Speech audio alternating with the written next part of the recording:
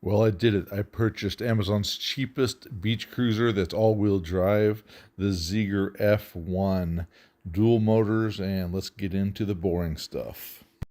So when I purchased the Ziegler F1 in November, it retailed for $1,150, $1,250 delivered to my door. As you can see, it came well packaged and ready to be put together. High quality, nothing was wrong with it. I have no problems with the way it came shipped to me. Now let me tell you a little bit more about this bike. It's 2,000 watts. It uses 1,000 watts per motor, has motors on the front and back wheel.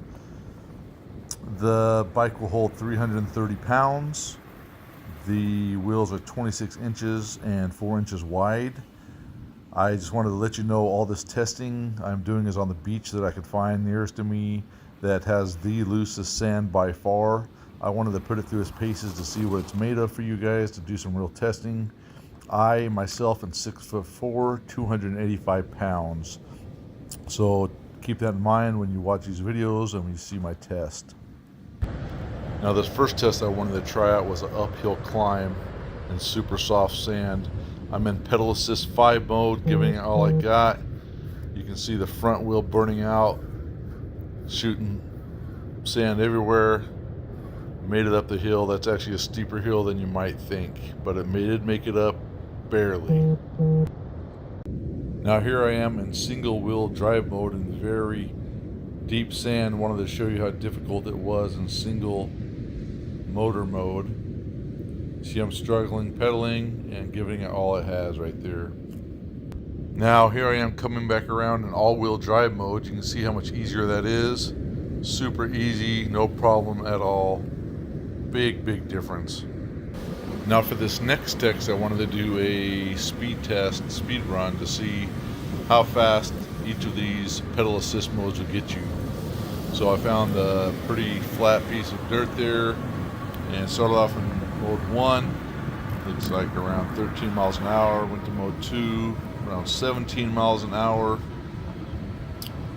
Trying to keep it steady. Mode 3, 19 miles an hour.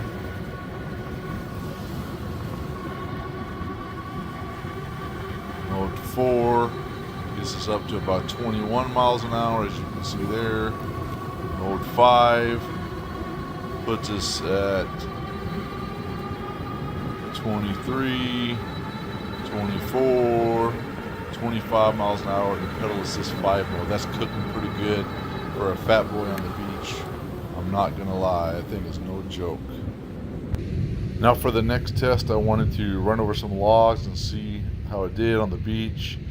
And as you can see here, it does really well. Unfortunately, my camera was set up not very good, but I get some better film in a little bit. But unfortunately, in a minute, I actually eat crap because the turn radius on this thing is so bad, and plus I'm just a fat lop. But you'll see that crash here in a second.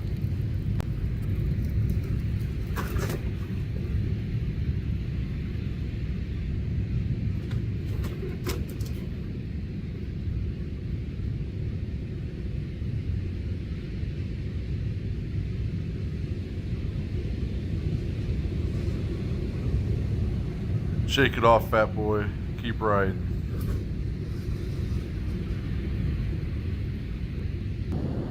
So I think this is pedal assist 1, lining up my logs here. Goes over them pretty easy. Remember, I'm almost 300 pounds. That's some deep sand there. Now the other way. Alright, going from the other way, trying not to crash.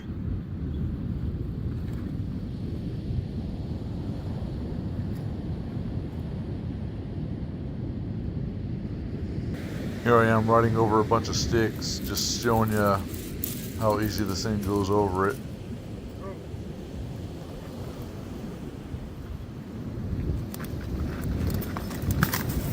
Pretty smooth.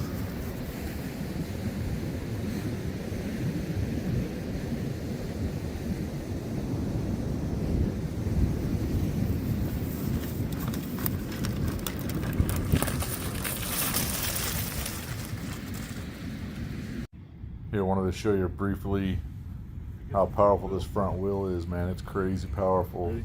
Super cool. Just wants to Right. take off. Ready? Is it taping? Yeah. Got to be careful, especially on pavement. Now here's probably the sketchiest thing about this bike I wanted to show you is the clearance of the foot pedal to when you're turning, the turning radius. I have size 12 foot, so not too big, not too small, but once you put the pedal in the forward position, it really wants to hit. Look at that. My foot is actually on the pedal where it needs to be, and if you try to turn the radius at all, it clips your foot, and it's pretty darn sketchy. So just be aware of that if you do buy this bike.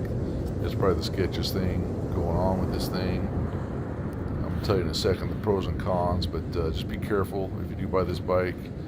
The turn radius is really bad because it's such big tires and such a heavy bike, but you don't buy it to turn, you buy it for the fun and for the speed. But just be careful.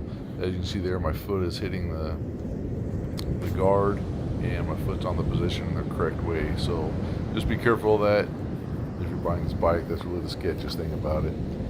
So my overall review of this bike is ultimately I give it a 9 out of 10. It is 100% legitimate for $1,250 delivered to your house. The quality is actually really good. The directions suck, so hopefully you're pretty good at putting things together because the directions are basically useless, but it's pretty self-explanatory. It's not that hard. I think it had together, totally put it together in about an hour, hour and a half. Not that bad at all. The battery lasts about an hour on a charge. It takes about 5 hours to charge it up, but the power is crazy. It definitely goes 35 miles an hour on the road.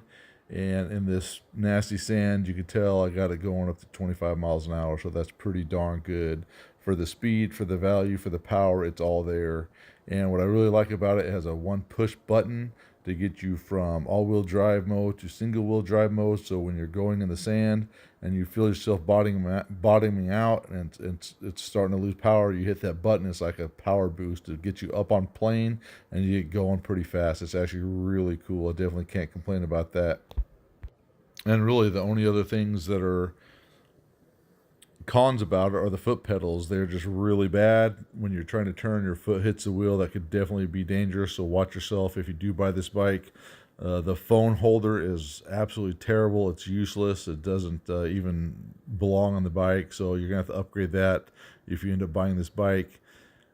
Also, the display is really good. It's really easy to adjust up and down the power modes, pedal assist modes, and for the power and for the dual all-wheel drive, you can't beat this price. It's definitely the cheapest all-wheel drive bike on Amazon. I highly recommend it. If you have any other questions, definitely hit me up.